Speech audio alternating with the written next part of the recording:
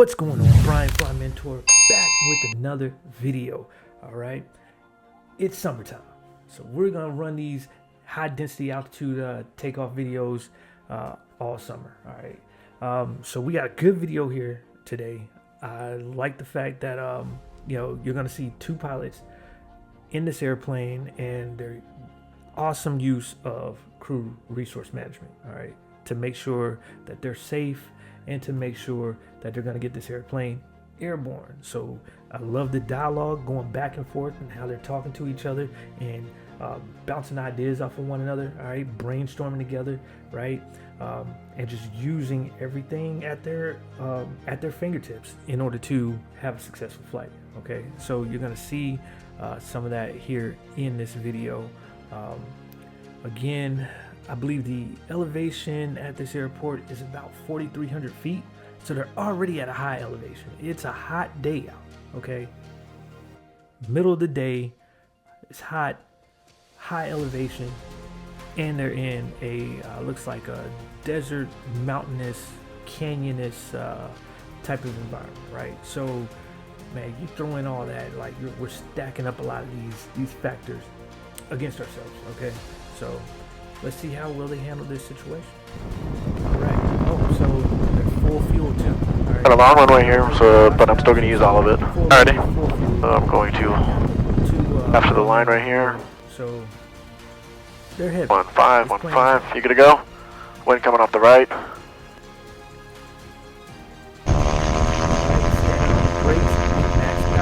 They got power set.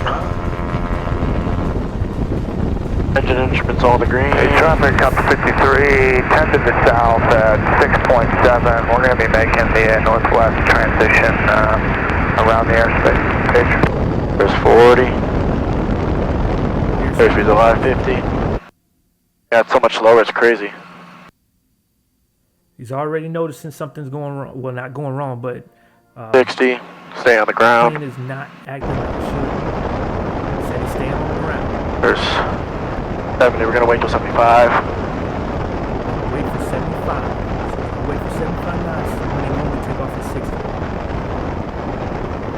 There it is. He's trying to get it up. Plane is struggling. They're not climbing.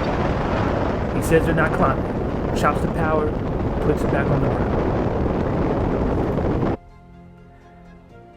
And like really, it happens just that quick. You got to make that decision just that quick because the end of the runway is coming up really quickly. And you'll see right here. So there's the numbers and there's the threshold. They did not have a whole lot of runway left before, they actually had to just commit to the whole thing and get the airplane airborne. So immediately, he's standing on the brakes. He's got max power, releases the brakes. Plane's running down the runway. He notices, oh man, this plane's not getting, it's not performing the way that it normally would, right? He notices that. So instead of rotating at 60, he decides to rotate it at 75, right? So he says, yeah, we're gonna wait till 75. All right. Says something's crazy, right? He's like, yeah, man, we're rolling down the runway and the plane's not wanting to fly. So waits till 75. 75 comes, starts easing back on the yoke, right? And it's not becoming airborne either. Trying to coerce it a little bit, gets it off the runway just a little bit, and says, you know what? We're not climbing. Chops the power, puts it back on the ground, gets on those brakes. Start slowing the airplane down. I guarantee you, pucket factor 1 million, right? Because you're looking at the end of the runway. And the plane is not acting like it normally would. When I used to be a jump pilot, and I was flying skydivers in upstate New York, right? And I was pressured into flying these skydivers. It was late afternoon.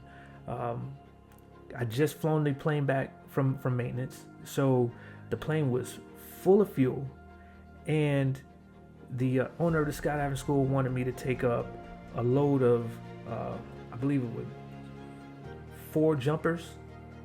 Yeah, it was like 4 jumpers, right? All grown men. So we're talking about, heavy dudes. And then you put on the parachutes, that adds more weight. All right. So it's 5 of us in this 182 that's been modified for parachute operations. And, I didn't want to do it, but I was like, you know what? Let me go ahead and get this experience, right?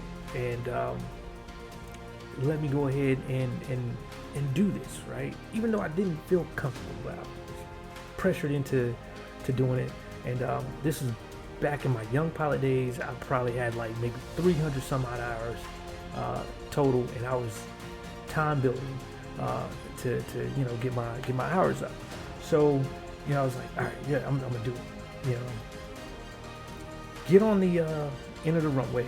It was a 2,500 foot strip, little asphalt strip, and there's trees and power lines at either end, right? So didn't have a whole lot of room to work with. Hot summer day, full of fuel, full passengers, right? Everybody's got on all their equipment, all the parachutes. We're heavy. We're really heavy, right? Started rolling down the runway. Then we get about halfway down the runway, and I'm just like, all right, this is not happening. Like, it's just not playing. Like, the plane is not becoming airborne when it should be airborne. It's like, okay, I'm gonna stick in here just for a few more seconds. And I was like, you know what? Not climbing, chop the power, boom, back on the runway, and get the plane, to stop safely, taxi off. While I'm taxiing off, these skydivers in the back are just like, hey man, hey, that's all right. Go back to the end of the runway and let's just do it again. And I'm like, you all just have no idea. Like, I just saved everybody's life on here, man. Like, we're not doing this. I'm not. This is exceeding my experience level, my personal minimums. I didn't want to do this to begin with, and here I am, potentially getting myself in a situation that just was not going to be a good outcome, right? So no, I'm not going to do this. This exceeds my personal minimums. It exceeds, my skill level at this current stage that I am in my flight experience. So no, I'm not going to do it. And I taxied the plane back. I got out. I said, you know what? It's too hot out here. We're too heavy. Not going to do it. And of course, the owner was upset, because he was very profit driven, and he saw dollar signs, right? So we ended up calling another jump pilot out there, and this guy, his nickname is Pork Chop. So he was a heavy set dude, and I was like, yeah, there's no way. He gets in there, same scenario, same everything. He gets in the airplane, rolls down the runway, long takeoff, and I'm telling you, barely cleared the trees and power lines. It looked like he may have touched some of the treetop getting out of that runway. And you see him just level off, treetop tall, level off, and goes for quite some distance before actually starting to gain altitude. And he did that to get the airspeed up. But hey, that's him. I'm not gonna try and push that and try that at all. Forget that. Needless to say, I ended up cutting my losses with this flight school because it was just a whole lot of dangerous practices and a whole lot of cutting corners and stuff, man. And it was just a terrible place to be. And I was like, you know what? I'm not going to risk my credentials being here. I do want the flight time, but not at the expense of my safety and the safety of others. So, but anyway, that's a little sidebar. But this kind of reminded me of that, right?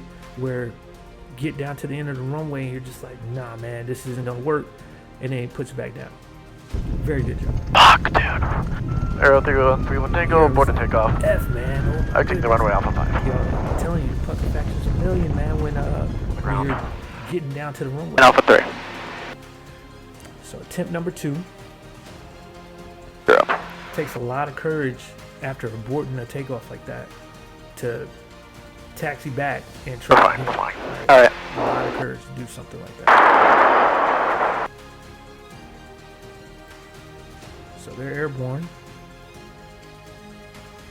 Airspeed's looking good. We're not climbing though. There we are. Yeah, we are. We're climbing. He says we're not climbing. He's like, yo, I want to take this thing back. But, you know, they do have a little bit of a climb. It's not the normal climb that they're expecting because it's density altitude. So it's crazy. There we go. I had to pitch the nose down and this is the only spot we can go. Phase traffic, Aero 313 Tango making a left downwind departure now for phase traffic. I don't know, phase traffic. You hear them talking back and forth, bouncing ideas off each other, reassuring one another. This is good crew resource management.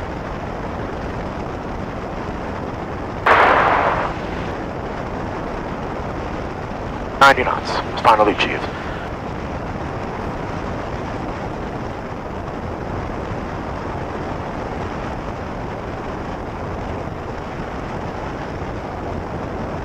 We're climbing at 400 feet a minute.